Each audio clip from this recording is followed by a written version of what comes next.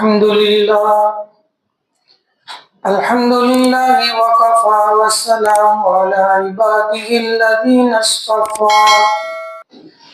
أما بعد فأعوذ بالله من الشيطان الرجيم بسم الله الرحمن الرحيم اليوم أكملت لكم دينكم وأتممت عليكم نعمتي ورضيت لكم الإسلام دينا صدق اللہ العظیم۔ بزرگوں اور دوستوں، اس وقت حکومت ہند کی جانب سے وقف ترمیمی بل جو آیا ہے، ایسے تو دیکھا جائے تو پورا بل ظلم اور ناانصافی پر مبنی ہے اور ایک خاص مذہب کے لوگوں یعنی مسلمان ہی کو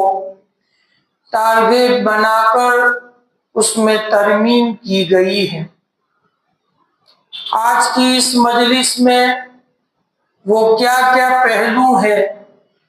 جو قوانین اسلام سے ٹکراتے ہیں، اس کے تعلق سے چند باتیں عرض کرنی۔ سب سے پہلے تو یہ بات سمجھے کہ وقف کا جو نظام ہے، یہ امام شافعی علیہ الرحمہ کے قول کے مطابق خصوصیت اسلام میں سے ہے کہ آج تک اسلام سے قبل دنیا کے کسی بھی مذہب میں، چاہے وہ مذہب سماوی ہو یا غیر سماوی ہو یا انسان کا اپنا خود ساختہ ہو، کسی مذہب میں وقف کا تصور نہیں تھا۔ اسلام ایک واحد مذہب ہے کہ جس نے وقف کا تصور دیا، اور سب سے پہلے جس نے وقف کیا وہ خود نبی اکرم صلی اللہ علیہ وسلم ہے کہ آپ جب مدینہ ہجرت کر کے تشریف لے گئے تو 2 یتیم بچوں کی زمین کو خرید کر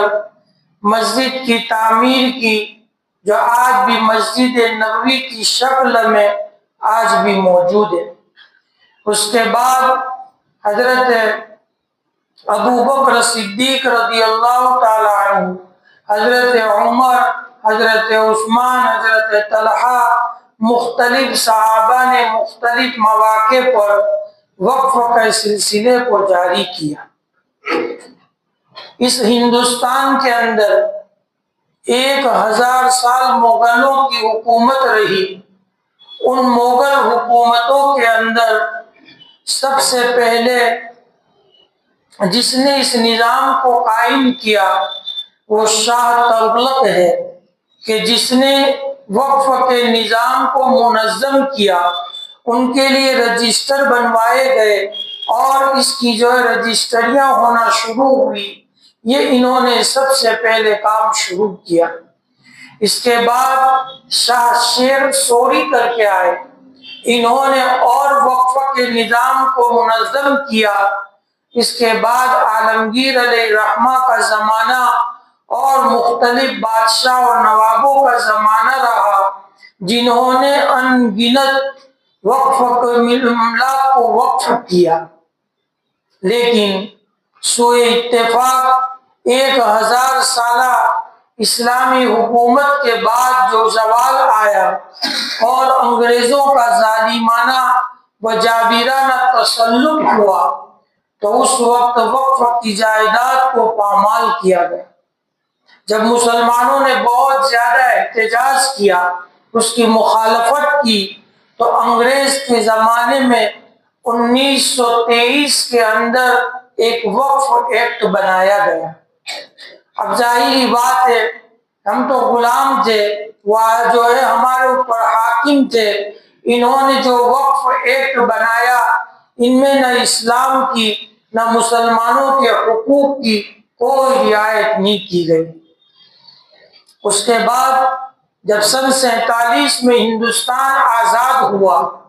اس آزادی کے بعد ہمارے اکابر جو اس وقت پیش تھے آزادی کی جنگ میں، ان کے مطالبات پر 1954 میں یعنی 47 کی آزادی کے 7 سال کے بعد ایک وقف ایکٹ بنایا گیا۔ اس میں بھی انصاف کو ملحوظ نہیں رکھا گیا، چنانچہ مطالبات جاری رہے تو 30 سال کے بعد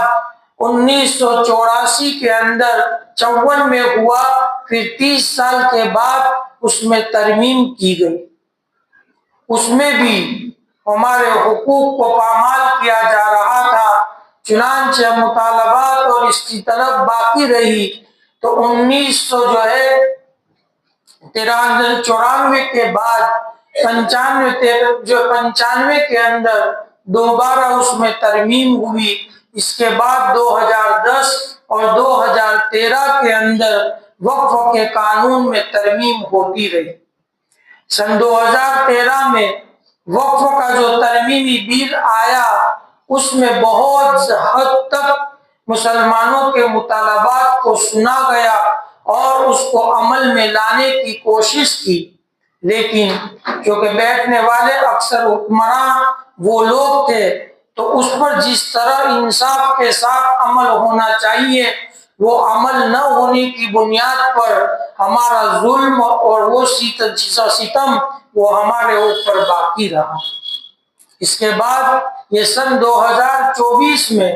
جو وقف ایکٹ لایا گیا، اس میں بنیادی طور پر کہاں کہاں ہمارے حقوق کو سلب کیا گیا، کہاں چھینا گیا، اس کو سمجھنے کی ضرورت ہے۔ سب سے پہلی چیز جو لائے اس میں یہ ہے کہ وقف 1995 میں جو وقف ایکٹ بنا تھا، اس میں ایک قانون تھا وقف بائی یوزر۔ وقف بائی یوزر کا مطلب یہ تھا کہ اگر کوئی ملکیت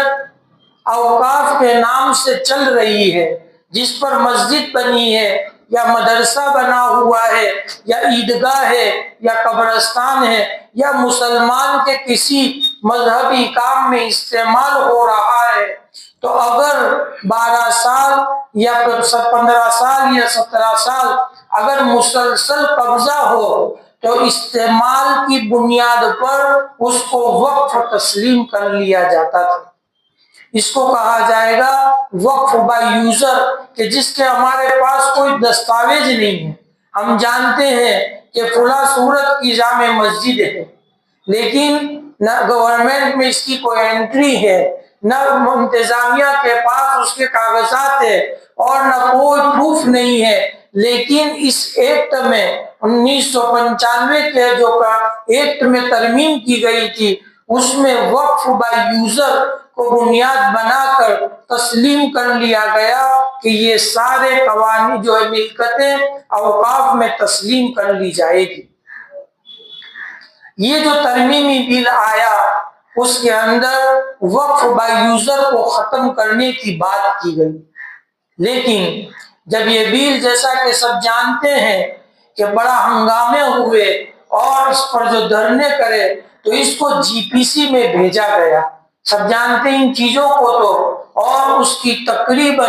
80 میں جو ہے میٹنگیں ہوئی، 28 میٹنگیں ہوئی اور 8000 جو ہے سوالات اور اس کے جوابات ہوئے۔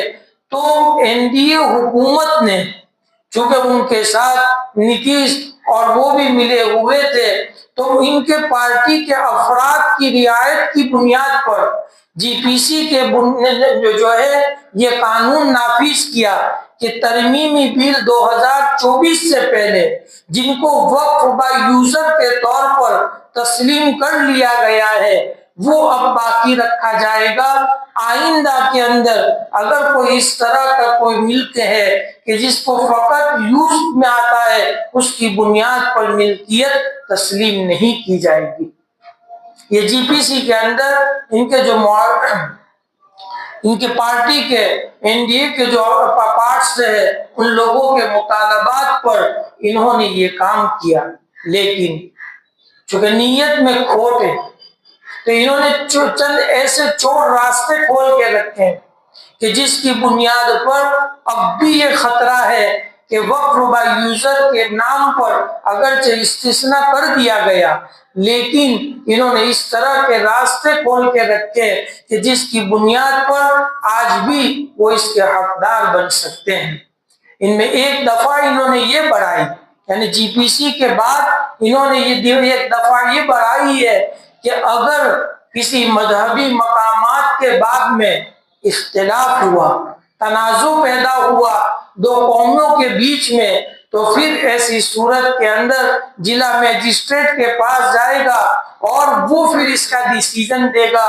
تو اس موقع پر خطرہ ہے کہ اس لیے کہ اس وقت ملک کے اندر جو دہشت گردوں کے سرگنے بنے بیٹھے ہیں، انہوں نے 3,500 مساجد کی لسٹ تیار کی، جس کا آغاز ہوا تھا بابری مسجد کے ذریعے، کہ رات کی اندھیریوں میں ایک مورتی رکھی اور بات چلائی گئی کہ یہاں تو رام جو ہے نمودار ہوئے، پرگٹ ہوئے، اور پھر وہ سلسلہ اور تنازع چلتا رہا جس میں کئی جانیں گئی، اور اس کے بعد جو سپریم کا ڈیسیجن آیا اور آج جو بنا ہے وہ اس کا آغاز تھا، اور یہ سلسلہ اب چل رہا ہے۔ ابھی گنان واپی مندر کا مسجد کا معاملہ کہ وہاں پر آ کر مسجد کا پھوارا ہے، ان کو شیولنگ نظر آنے لگا۔ متھورا کی مسجد کا معاملہ، اور آئے دن ان کی فہرستوں میں اضافے ہوتے چلے جا رہے ہیں۔ ایک رپورٹ کے مطابق پورے ملک کے اندر 3,500 ایسی وقف کی املاک ہے جس پر ان کے دعوے ہیں۔ تو اس طرح کے تنازع کے موقع پر سنی جو جائے گی وہ ان کی سنی جائے گی۔ اسی طرح ایک دوسرا چور دروازہ انہوں نے یہ کھولا کہ عامتاً ہماری اپنی غفلتوں کا عالم یہ ہے کہ ہم نے تو خالص اللہ کے لیے ایک کام کیا کہ اپنی قیمتی جائیدادوں کو وقف کیا، اور اس وقف کرنے کے بعد ہم ان سے لا تعلق ہو گئے، اور گورنمنٹ کے ڈاکیومنٹ کی لائن سے جو ہمیں پروسیجر کرنی چاہیے وہ نہ کرنے کی بنیاد پر جب وہ سروے کے لیے آئیں گے، اور سروے کے موقع پر اگر کوئی کاغذات نہیں ہے تو ایسی صورت کے اندر جیسا کہ بہت ساری ملکتیں آج بھی ہے جو اس کو گجراتی میں شری سرکار کے نام سے لکھا جاتا ہے، یعنی قبضے دار میں کون تو شری سرکار لکھ دیا جائے گا، یعنی جس کو بحق سے سرکار اس طرح لکھ دیا جائے گا۔ تو وہ املاک جتنی بھی ہے کہ جن کے ڈاکیومنٹ ہمارے پاس نہیں، وہ ساری ملکتیں بحق کے سرکار کر دی جائے گی۔ تو اگرچہ ایک طرف تو انہوں نے اپنے حزب پارٹی کے افراد کو خوش کرنے کے لیے مستثنا تو کیا، باقاعدہ کیا، جو ہے 2024 سے پہلے تک کے معاملات کو انہوں نے مستثنا کر دیا، بعد کے بعد میں تو اب کوئی بات ہی نہیں ہوگی، لیکن اس میں بھی انہوں نے اس طرح کے چور راستے کھول کے رکھے کہ اگر اس پر وہ قابض ہونا چاہے اور سرکار اپنی تحویل میں لینا چاہے تو آسانی کے ساتھ لے سکتی ہے۔ اسی طرح ایک دوسرا ایکٹ 1995 کے اندر ہی ایک ایکٹ بنا تھا جس کو لیمیٹیشن کہا جاتا تھا، لیمیٹیشن ایکٹ کا مطلب یہ ہوا کرتا تھا کہ اگر کوئی انسان کسی ملکت پر، وقف کی ملکت پر اگر 12 سال یا اس سے کم اگر قبضہ کیا ہوا ہے تو اس قبضے کی بنیاد پر وقف کے علاوہ جتنی املاک ہے ان میں تو گورنمنٹ ملکیت کو تسلیم کر لیتی ہے، لیکن وقف کو اس سے خارج رکھا گیا تھا کہ اگر وقف کی املاک کو اگر کوئی آدمی 12 سال یا اس سے زائد اوقات سے قبضہ کیا ہوا ہے، اس کا تسلط ہے، اس کے باوجود اس کی ملکیت تسلیم نہیں کی جائے گی۔ یہ لیمیٹیشن ایکٹ تھا جو دیگر املاک میں تو کہ میرا اپنا مکان ہے جس پر کوئی کرایہ دار کرائے سے رہ رہا ہے، یا اس نے قبضہ کیا، میرا کھیت ہے جس کو آدمی 12 سال سے زیادہ بو رہا تھا، تو اس 12 سال کی مدت کو گورنمنٹ نے 12 سال کے قبضے کو ملکیت تسلیم کر لیتی ہے۔ اس لمیٹیشن ایکٹ میں 1995 میں جو بنا اس کے اندر اس کو مستثنی قرار دیا، اس کو خارج کیا کہ اگر کوئی ملکیت جو وقف کی ہے اس پر کوئی آدمی 12 سال یا اس سے زائد اوقات سے اگر مسلط ہے، قابض ہے، اس کو مستثنی، اس کو قبول نہیں کیا جائے گا اور اس کو وقف کے لیے واپس وقف کر دیا جائے گا، اور جس کے نام پر وقف کیا ہے ان انتظامیہ کو دلا دیا جائے گا۔ یہ ایکٹ میں ہے۔ جب یہ نیا قانون آیا سن 2024 کے اندر جو ایکٹ آیا اس میں اس چیز کو بھی ختم کر دیا گیا۔ اس کا بڑا نقصان ہے کہ جہاں جہاں بھی مسلمانوں کی وہ ملکیت ہے جن پر اپنوں ہی کا قبضہ ہے یا غیروں کا قبضہ ہے، اگر 12 سال یا اس سے زائد وقت تک انہوں نے قبضہ ثابت کر دیا، جیسے بھی زمینوں کے اندر وگوٹی کے نام سے اس کا جو پیج بڑھتے ہیں اس میں آدمی اپنا نام لکھواتا ہے، تو اگر 12 سال تک پانی کا پیاؤ بھرا جاتا ہے، اگر وہ اپنے نام سے بڑھتے رہے اور 12 سال کی مدت اگر وہ پروف کر دی، ایسی صورت کے اندر اب جیسے غیر اوقاف کے اندر ملکیت تسلیم کی جاتی ہے، اس طرح وقف کے املاک کے اندر بھی اس کی ملکیت کو تسلیم کر لیا جائے گا۔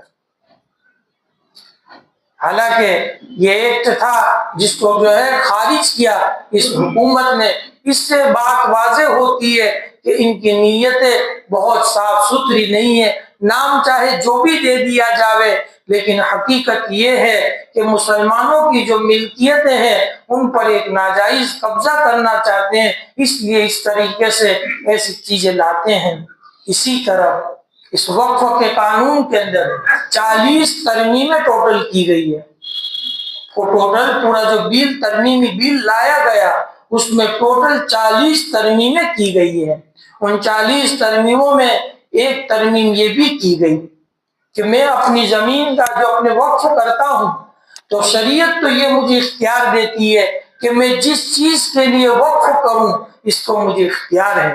حکومت ہند اب ان اوقاف کے املاک کے باب میں کہتی ہے کہ واقف کے منشے کا کوئی اعتبار نہیں کیا جائے گا، حالانکہ فقہا نے تو اس بات کو لکھا ہے کہ شرط الواقفی کا نص الشارع، شرط الواقفی کا نص الشارع، نص کہتے ہیں جیسے قرآن مجید کی آیت ہے یا حدیث متواتر ہے اس کو نص کہا جاتا ہے۔ تو جو اقیم الصلاۃ وآتوا الزکاۃ کا جس طرح حکم آیا اس درجے میں شرط کو رکھا، حکومت ہند کہتی ہے کہ اب تمہاری بات کا اعتبار نہیں، چاہے تم نے مدرسے کے لیے وقف کیا یا مسجد کے لیے وقف کیا یا قبرستان کے لیے یا عیدگاہ کے لیے، کوئی ضروری نہیں ہے کہ تمہاری اس چیز کی رعایت کی جاوے۔ حکومت جہاں چاہے گی ان وقف کے املاک کو استعمال کرے، چاہے تو ہاسپٹل بنا دے، چاہے تو کوئی یونیورسٹی بنا دے، چاہے تو کوئی کالج بنا دے، وہ ان کے اپنے اختیار کی بات ہے۔ اسی طرح اس وقف کے قانون کے اندر جو ترمیمی بل جی پی سی کے بعد کی بات کرتا ہوں، جی پی سی میں جانے کے بعد جو کچھ بھی تبدیلیاں ہوئی اس کے بعد بھی جو ہماری مخالفت ہے، ہم اس کو تسلیم نہیں کرتے، اس کی چند وجوہات ہیں۔ ان میں سے ایک وجہ یہ بھی ہے کہ انہوں نے اس ایکٹ کے اندر یہ بات کا اضافہ کیا کہ اب اسی انسان کے وقف کو تسلیم کیا جائے گا جس نے حالت اسلام کے اندر 5 سالہ زندگی گزاری، اور فقط حالت اسلام بھی کافی نہیں، جو اسلام کے قوانین اور اسلامی تعلیمات پر عمل پیرا ہو، اس کے بعد اس کی اوقاف کو تسلیم کیا جائے گا۔ حالانکہ اسلام تو کہتا ہے کہ غیر مسلم کے وقفوں کو بھی تسلیم کر لیا جائے گا۔ کئی واقعات ہیں، یعنی ہندوستان کے آزاد ہونے سے پہلے جو راجہ مہاراجا کا معاملہ تھا، کئی زمینیں ہیں جیسے مسلمانوں نے عالمگیر کے بعد میں آتا ہے کہ انہوں نے کئی ہندو مندروں کے لیے، آشرموں کے لیے اور ان کے مذہبی کاموں کے لیے انہوں نے جہاں وقف کیا ہے، اس طرح ہندو بادشاہوں نے اور ہندو راجاؤں نے بھی مسلمانوں کی ضروریات کے لیے بہت ساری ملکتیں دان کی ہیں۔ تو اس ایکٹ کے اندر اس چیز کو ختم کر دیا گیا کہ جو بادشاہوں نے، ہندو راجاؤں نے یا ہندو لوگوں نے کہ اب میرا مکان ہے، مسجد ہے، مسجد کے بعد میں کسی کا غیر مسلم کا مکان ہے، مسجد کی توسیع کے لیے غیر مسلم نے اپنا مکان دے دیا کہ لوگ اس کو وہ بھی دام دے کرنا اور اس کو یہ بھی اچھا سمجھتے ہیں، انہوں نے اگر دے دیا ہے۔ اس ایکٹ کے اندر یہ بات لائی گئی کہ غیر مسلم کا دان قابل قبول نہیں ہے، حالانکہ اسلام تو اس کی اجازت دیتا ہے، لیکن یہ اسلام خلاف یہ قانون لائے اور جو وقف ہوئے ہیں یہ سارے اوقاف کو رد کیا جائے گا اور سارے اوقاف کو حکومت بحق کے سرکار لینے کے در پہ ہے۔ اسی طرح یہ 5 سال کا جو قید لائی ہے اس میں بھی یہ بات لائی گئی ہے کہ 5 سالہ حالت اسلام میں زندگی گزاری ہو، اور پھر یہ پروف کرنا کوئی آسان کام ہے کہ ایک انسان اپنا پروف کرے کہ ہاں یہ میری 5 سالہ زندگی پوری اسلامی تعلیمات اور اسلامی ہدایات کے مطابق گزری ہے، اس کو یہ پروف کر دینا یہ کوئی آسان کام نہیں ہے۔ کہنے کا منشا کہ حکومت اکثر اس طرح کے قوانین لانا چاہتی ہے کہ جس کی وجہ سے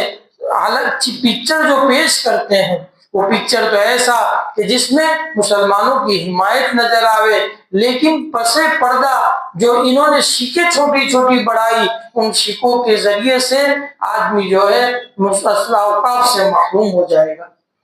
نزاع پیدا کر دینا،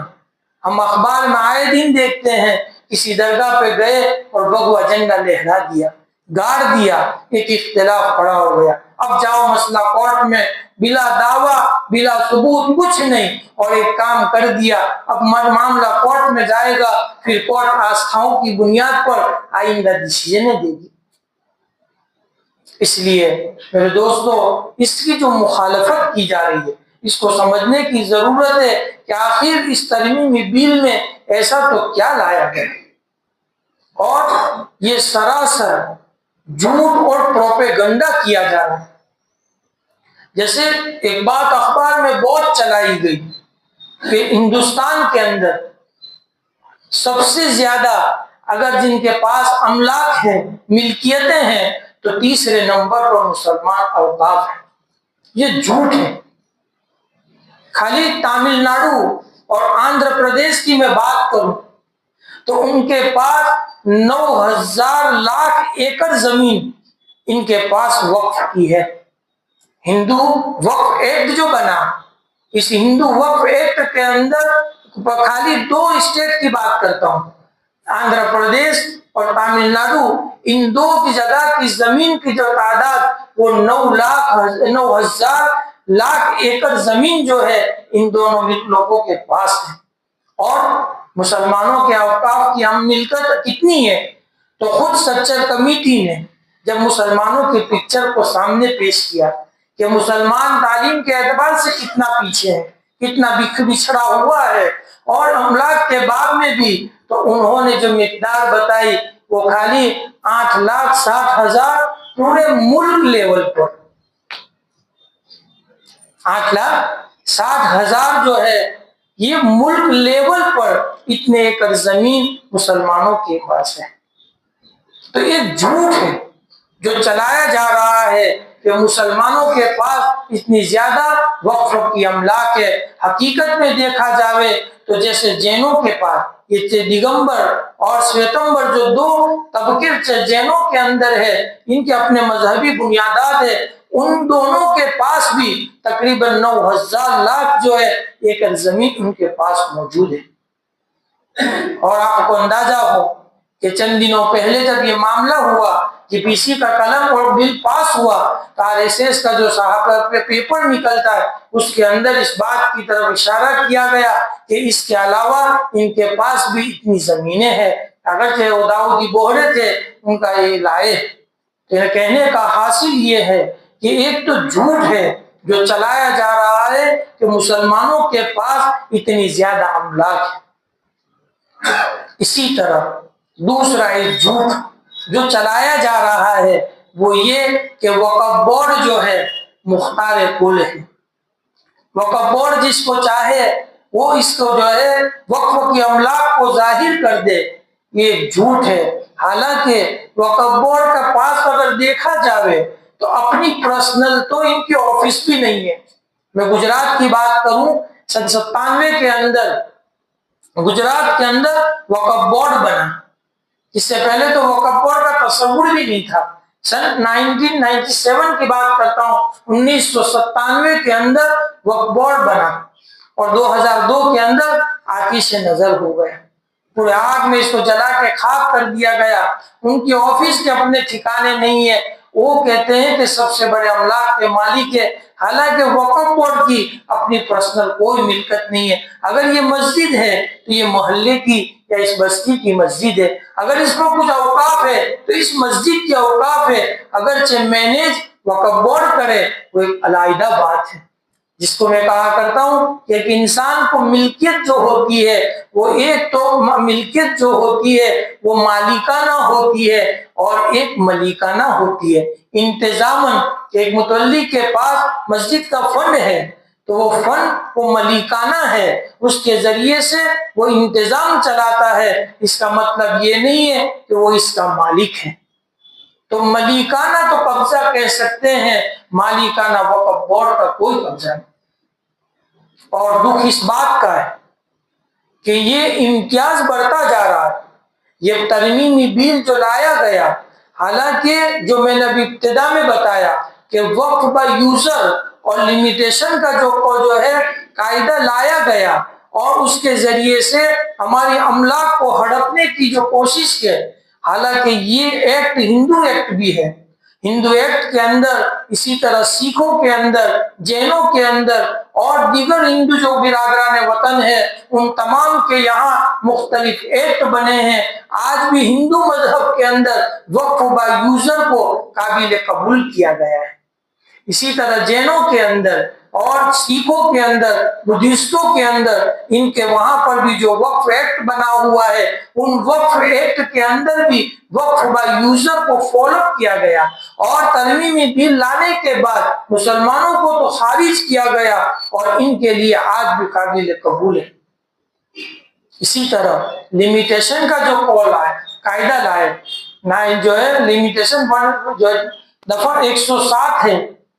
1995 میں جو وقف ایکٹ بنا، اس میں 107 نمبر کی جو دفعہ ہے اس میں جو لمیٹیشن کا جو ایکٹ بنایا تھا تو مسلمانوں کو تو اس میں مستثنی کیا گیا، اس کو خارج کر دیا گیا کہ اب لمیٹیشن ایکٹ جو ہے اس میں مسلمانوں کا اعتبار نہیں ہے۔ البتہ آج بھی بہار کے اندر 3 ایکٹ ہندو ایکٹ بنے ہوئے ہیں اور تامل ناڈو، کیرلا اور اس کے علاوہ پشچم بنگال اور مختلف جو ہے اسٹیٹوں کے اندر الگ الگ ایکٹ مشہور ہے اور رائج ہے، ان سب میں لمیٹیشن ایکٹ کو قابل قبول کیا گیا۔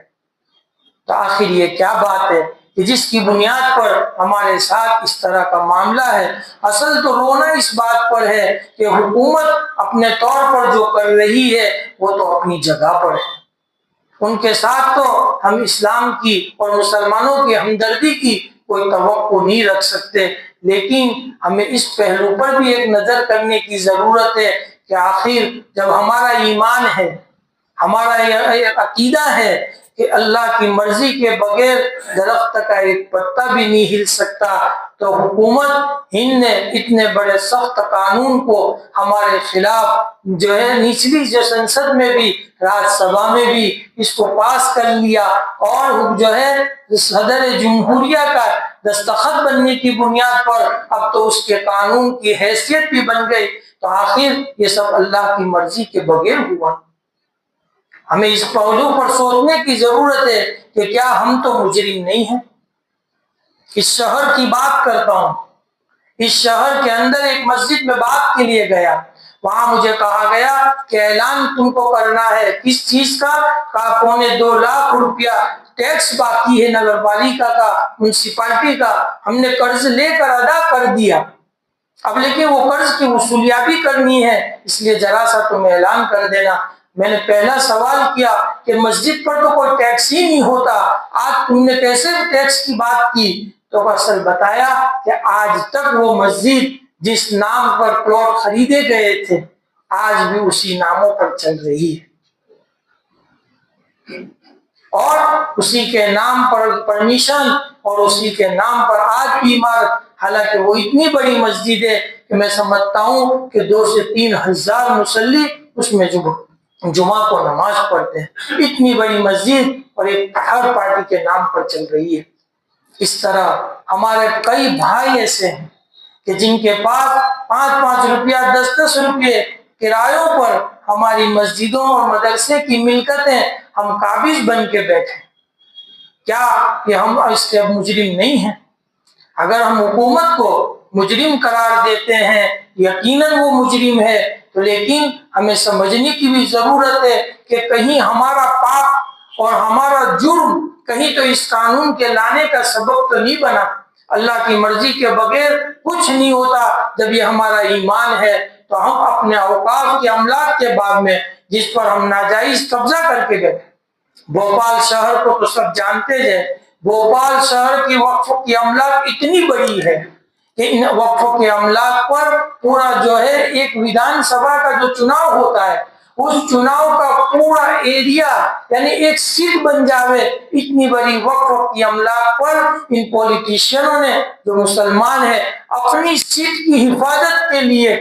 جو ہے ان کو بسا کے اور ان کو پشت پناہی دے کر آباد کر کے رکھا ہے، فقط اس بنیاد پر جو 2 روپیہ 5 روپیہ 10 روپے کے کرائے پر آپ اندازہ لگاوے کہ ایک ویدھان سبھا کا ایریا کتنا بڑا ہوتا ہے، وہ پورا وقف پر آباد ہے۔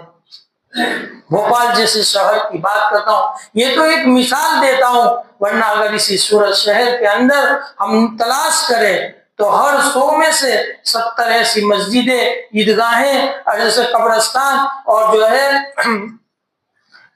قبرستان اور مدرسے اس طرح کے ملیں گے کہ جن کی ڈاکیومنٹری پروسیجر میں ہم کمزور ثابت ہوں۔ اور میں جو سورت کی جس مسجد کی بات کر رہا ہوں، میں نے ان کو کہا کہ میں اس کو فری میں کروا کے دیتا ہوں، تمہارے مسجد کے نام پر فری میں کروا کے دوں گا، تم مجھے ڈاکیومنٹ دے دو۔ 3 ماہ کی مقدار گزر گئی، اس کے بعد تو پھر جانا بھی ہوا، لیکن آج تک ان کے چہرے پہ جھوٹ پڑی۔ تو اصل میں بات یہ ہے کہ جہاں حکومت جو ہے جو نیت کے ساتھ کام کرتی ہے وہ اپنی جگہ پر ہے، لیکن اس سے زیادہ مجرم ہم اپنے آپ کو دیکھنا چاہیے کہ کہیں میرے پاس وقف کی کوئی ایسی ملکت تو نہیں، کئی ملکت اس شہر کے اندر ہے کہ جو 10 روپیہ 20 روپے کے کرائے پر چل گئی اور وہ کئی ہزار کرایوں پر دے کر اچھی طرح سے ان کا املاک سے اپنی روزی روٹیوں کو پکا رہے ہیں، کیا ہم اس کے مجرم نہیں ہیں؟ آپ دیکھ سکتے ہیں کہ ایسی کتنی ملکتیں ہیں۔ اس لیے میرے دوستو ضرورت ہے اس بات پر کہ جہاں حکومت اپنا غلط کام کرتی ہے وہ تو اس کا جواب دہ ہوں گے، لیکن سب سے پہلے مجھے ضرورت ہے اس بات کی کہ میں اپنے قاطعی اگر کہیں ایسا تو نہیں کہ میں کوئی وقف کی ملکت کو پامال کر رہا ہوں، اگر میرے تئیں یہ بات ہے تو سب سے پہلے میں اس کی اصلاح کروں۔ اگر ہم نے اپنے اعمال کی اصلاح کر لی، اللہ رب العزت ان کے قلوب کو پلٹ دیں گے۔ اللہ رب العزت کہنے سننے سے زیادہ ہمیں عمل کی توفیق عطا فرمائے۔